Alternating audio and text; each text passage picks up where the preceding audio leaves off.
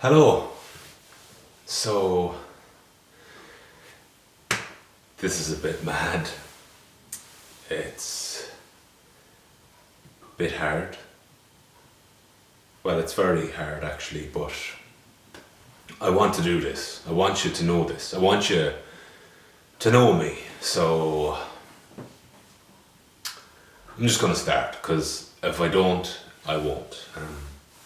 So, I used to have these pajamas when I was 4, and they had little motorbikes all over them, top and bottoms, and they were grey, and the motorbikes were all different colours. They were green, red, yellow, blue and black, and they were soft but ribbed on the wrists and the waist. And I can remember all of this because I loved them, and well, I also looked at them a lot.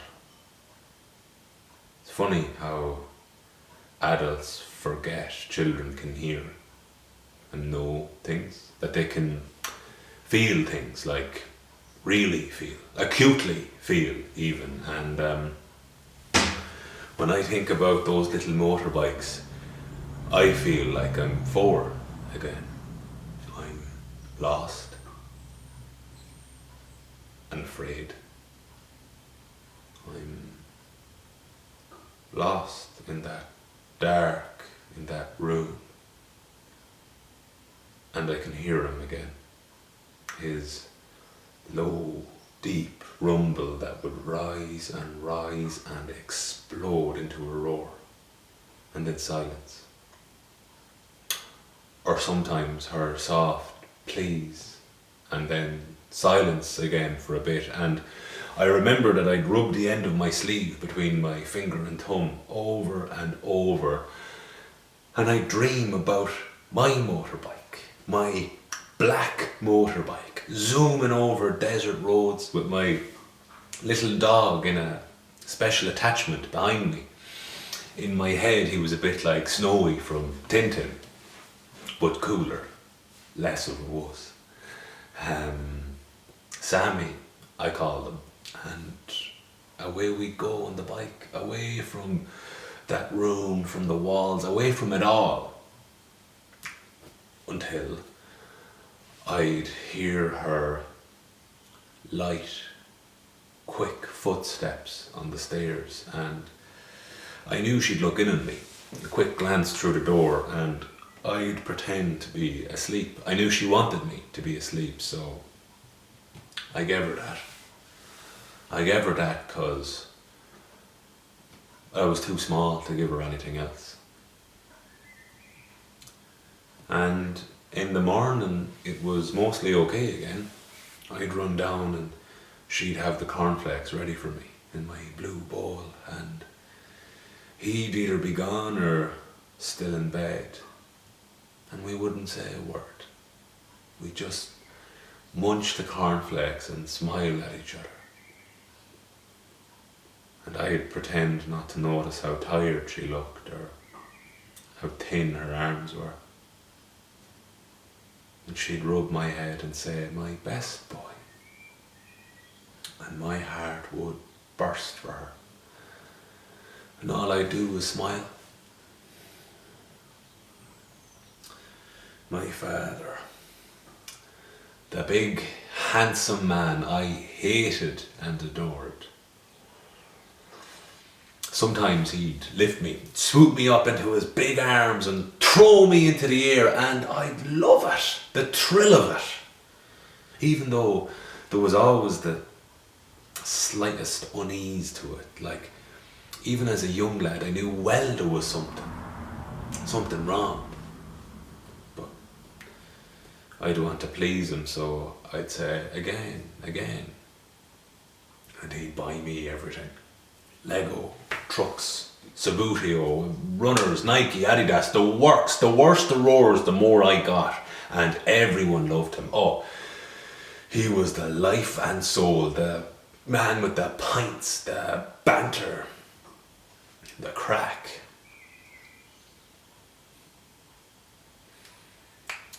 They had me very young. Man was 19, he was 21. They met in college at the engineering ball, and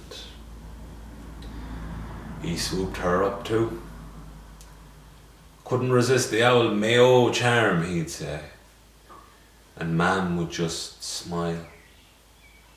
That weak, watery smile that meant nothing. A mask. A mask for me. For her. For fear. For fear of looking or being wrong. For not saying the right thing. For making eyes. For making a show of him. I'd hear it all and more, over and over, from that dark and that room.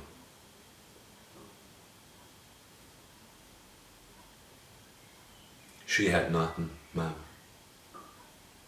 Nothing but me. And she was smart, you know. She was doing nursing in college, but then she left. They got married and she had me, and I suppose it must have been hard for them, but he wore her down. I can see that now. He flattened all opinion and thought. He took control of the money, their friends, her life.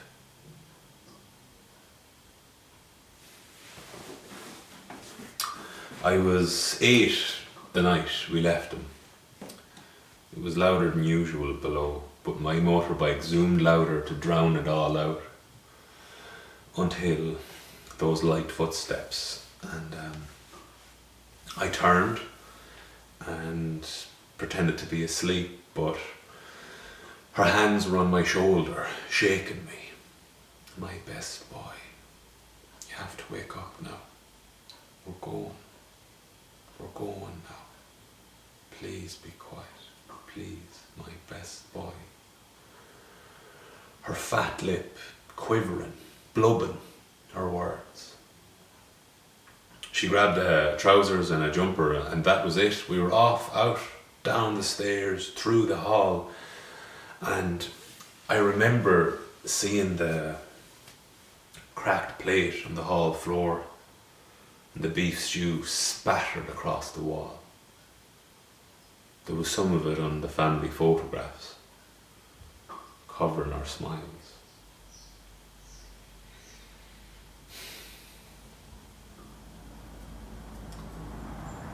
She never, ever badmouthed him. Imagine. I mean, Jesus, there were years I was mad at her. I was mad at her for being weak, for being a woman, for not standing up to him, for ruining my life. Jesus Christ, I mean, ma'am, my mother is the strongest person I know. Well, one of the strongest. I couldn't be there today to see you for the scan, like. Your mother had to go in on her own because of the virus and all that. I'm sure you'll hear all about it someday, but I was sitting in the car park, just sitting there, terrified. For the first time, it all felt real to me, and what if there was something wrong? But you are perfect. Look at you. Look at yourself there now. The big fat heading on you, huh?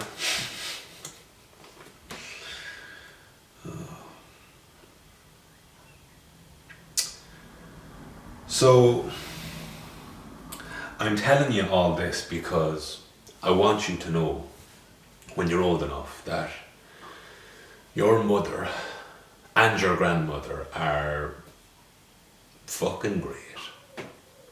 And I have been less so. I caused them both hardship over the years, drinking and doing stupid stuff. But that's years ago now, and I've been trying really hard, and it's working. And I was proud until a few weeks ago. I lost it. I lost it at your mother. And it was over nothing. A shed door. An unlocked shed door. And I mean, I know these are strange and fucking hard days, but it's like all the rage, all that rage I've had inside me for years just exploded. And I roared at her. I mean, I full on roared at her. And she didn't do anything. She didn't say anything. And I just fell to my knees and I started crying, sobbing like a child. And she came over to me and she touched my shoulder, and it was just like all those years ago in that room. And I vowed I'd never be like my father. I mean, the shame of shouting at her was so much. It was just so much.